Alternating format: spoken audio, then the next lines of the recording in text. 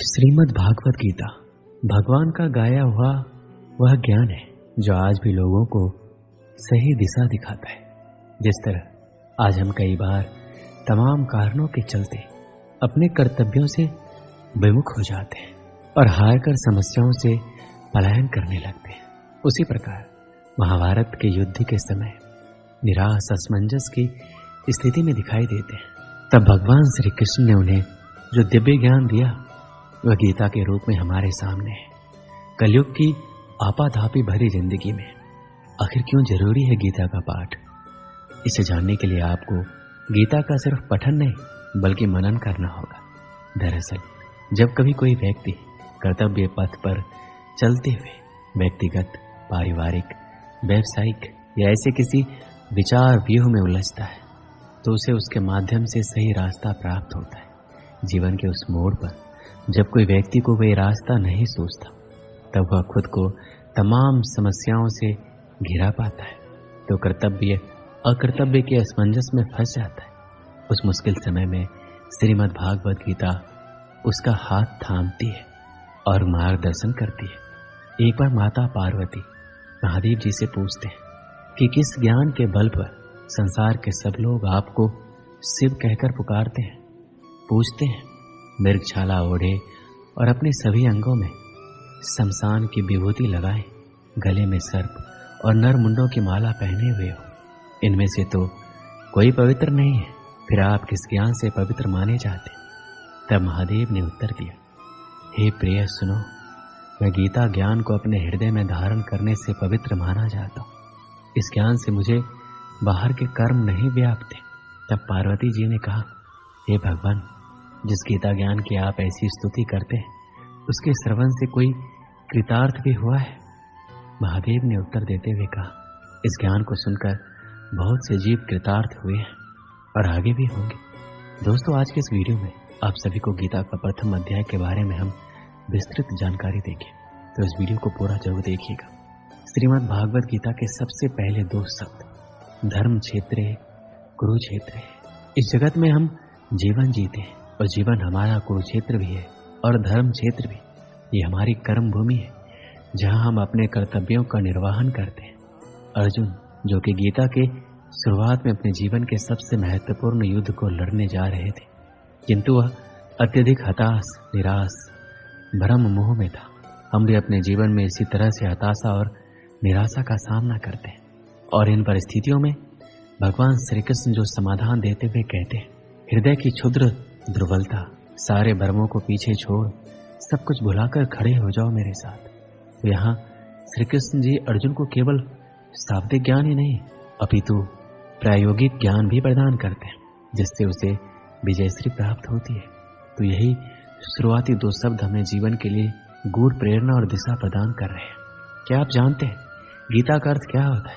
गीता शब्द का अर्थ है गीत और भागवत शब्द का अर्थ है भगवान। अक्सर भागवत गीता को भगवान का गीत कहा जाता है। यह भगवान का गीत है, इसलिए गीता का नाम गीता ही पड़ा।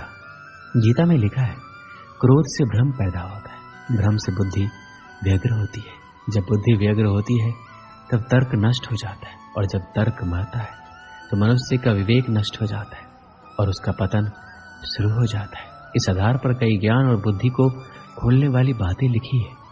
जब हम शत्रु और समस्या को देखते हैं तो हमें बहुत ही बड़ी और विकराल दिखाई देती है और मन में ये डर भी रहता है कि अगर हम इसमें घुस गए तो क्या होगा? क्या हम इस समस्या से बाहर आ पाएंगे? क्या हम जीत पाएंगे? कुछ इसी प्रकार की सोच से दुर्योधन भी गुजर रहा था।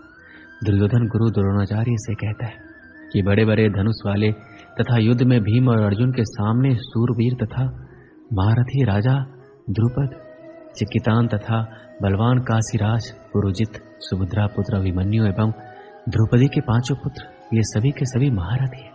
इससे हमें ये पता चलता है कि चाहे शत्रु हो या शत्रु के जैसी समस्या, उसके बारे में सब कुछ जानना चाहिए।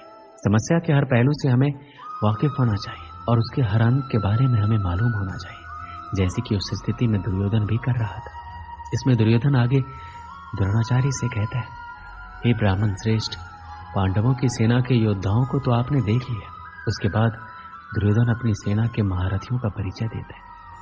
समस्या के बारे में सब कुछ जान लेने के बाद अपने पक्ष में सोचने की बारी आती है। दोस्तों, हमें ये भी जानना होता है कि हमारे पक्ष में कौन कौन से मजबूत बिंदु हैं जिससे हम उस समस्या पर विजय प्राप्त कर सकते हैं।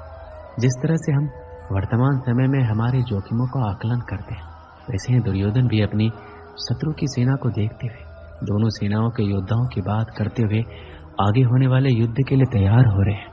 चुनौती को हर तरीके से समझकर ही उससे विजय प्राप्त की जा सकती है। युद्ध में जब तैयारी होती है तो वो दोनों तरफ से होती है और हर पक्ष अपने विजय की आशा में अपनी सेना को भरोसा देता है। प्रेरणा तो हम सभी को चाहिए, और जैसा कि हम सभी ने देखा है कि कैसे सब लोग युद्ध को जीतने के लिए अपने प्रयास कर रहे थे। महाभारत का युद्ध ऐसा था कि इसमें हर बड़ा योद्धा भाग ले रहा था, और ऐसे मौकों को कोई कैसे छोड़ सकता था। इसमें हमारे लिए ध्यान देने वाली बात यह है कि सच्चा योद्धा तो वही है जो युद्ध के लिए तत्पर रहे, युद्ध को अपना जीवन माने या चुनौती माने, जो भी माने, परंतु इसके लिए हमेशा तैयार रहे। श्री कृष्ण कहते हैं कि मनुष्य स्वभावतः वह सब कुछ पाने का पात्र नहीं है जो वो चाहता है। हम सब चाहते हैं कि हम स्वतः ही किसी चीज के हकदार हैं, तब हम उसे पाने के लिए दूसरों के आगे पीछे चलना शुरू कर देते हैं। जब भी हम दुर्योधन के बारे में सोचते हैं तो वह एक ईर्ष्यालु और व्यक्ति के रूप में सामने आता है। लेकिन क्या आपने कभी ये सोचा है कि हम सभी में कहीं ना कहीं दुर्योधन भी है? हम ईर्ष्यालु हो सकते हैं और हम वही चाहते हैं जो दूसरों के पास है। कार्य के पीछे का इरादा ही मायने रखता है। जो लोग केवल कर्म के फल की इच्छा से प्रेरित होते हैं वो दुखी होते हैं, क्योंकि वो जो करते हैं उसके परिणाम के बारे में लगातार चिंतित रहते हैं। इस दुनिया में ज्यादातर लोग अपने अहंकार के कारण बर्बाद हो जाते हैं।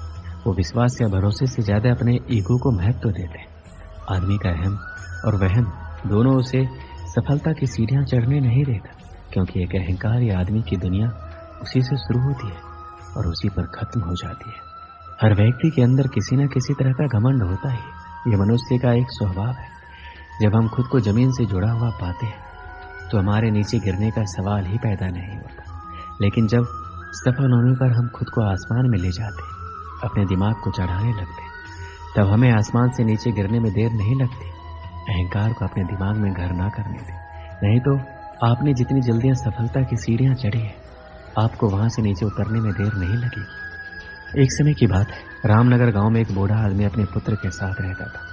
बीमार होने के कारण बूढ़े आदमी ने अपनी बहुत सी संपत्ति अपने पुत्र के नाम कर दी। उसने अपनी वसीयत में लिखा कि उसकी सारी संपत्ति उसके मरने के बाद उसके पुत्र की हो जाएगी, और वसीयत के कुछ दिन बाद ही उसकी मृत्यु हो गई।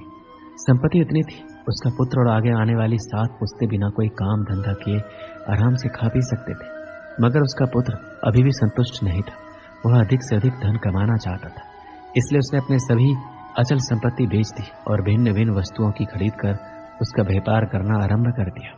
भाग्यवश वह बहुत कम समय में अत्यधिक सफल हुआ तथा शीघ्र ही पहले से अधिक धनवान हो गया।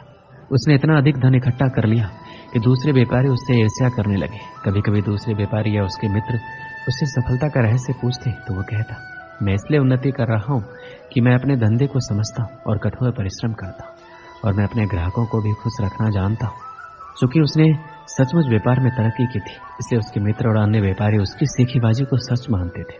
अपनी इस कामयाबी के कारण उसमें बड़ा ही अहंकार आ गया था, मगर उसे फिर भी अपने धन से संतुष्टि नहीं थी। वह अभी भी बहुत सा धन कमाना चाहता था। उसने व्यापार में अपने हाथ पैर फैलाने आरंभ कर दिए। आरंभ में तो उसे व्यापार में लाभ हुआ, मगर उसका अहंकार इतना बढ़ गया था कि भाग्य की देवी उससे अप्रसन्न हो गई। उसे व्यापार में घाटा होने लगा। पहली घटना तब हुई जबकि माल से भरा हुआ उसका समुद्री जहाज डाकुओं ने लूट लिया। दूसरी घटना में माल से लदा जहाज अरब सागर में डूब गया। उसके भाग्य में कुछ न कुछ अपशगुन उत्पन्न हो गया था। तीसरी घटना ने उसे बिल्कुल ही उखाड़ फेंका। वह दर दर का भिखारी बन गया। उसका सारा व्यापार चौपट हो गया। उसकी यह दुर्दशा देखकर उसके मित्रों ने पूछा, भाई तुम्हारी यह दुर्दशा आखिर कैसी हुई? इस पर उसने अपने भाग्य को कोसा और कहा, क्या बताऊं, किस्मत ने साथ नहीं दिया। भाग्य की देवी ये बात सुनकर अप्रसन्न हो गई।